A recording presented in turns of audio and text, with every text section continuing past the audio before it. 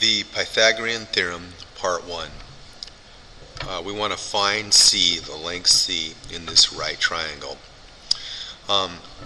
This right triangle, this leg, we're going to call A.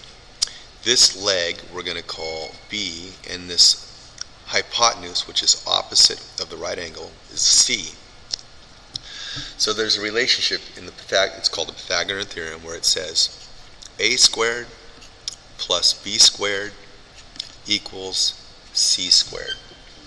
In any right triangle, the sum of the squares of the lengths of the legs is equal to the square of the length of the hypotenuse.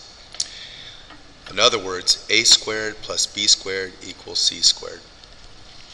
So we're going to use this relationship to find this length C. So we know that we're going to do substitution. Instead of writing A, we're going to write 6, and I'm going to leave the units off for the purpose of this problem. And it'll be 6 squared. Instead of B, I'm going to write 8 squared. And then C, we don't know what it is. We're going to just write C squared. Now, 6 squared is the same as 6 times 6, which is 36.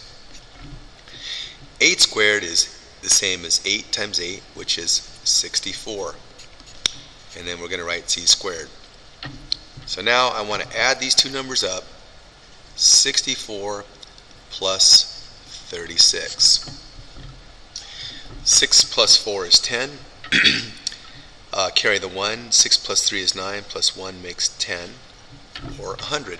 So 100 is equal to C squared. Now our next step, we want to take the square root of both sides. So I take the square root of 100 and the square root of C squared.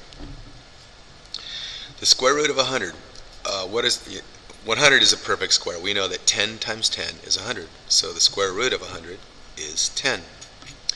And the square root of C squared is equal to C. So our answer to our problem is C is equal to 10, and the units are the same, centimeters. And that's it.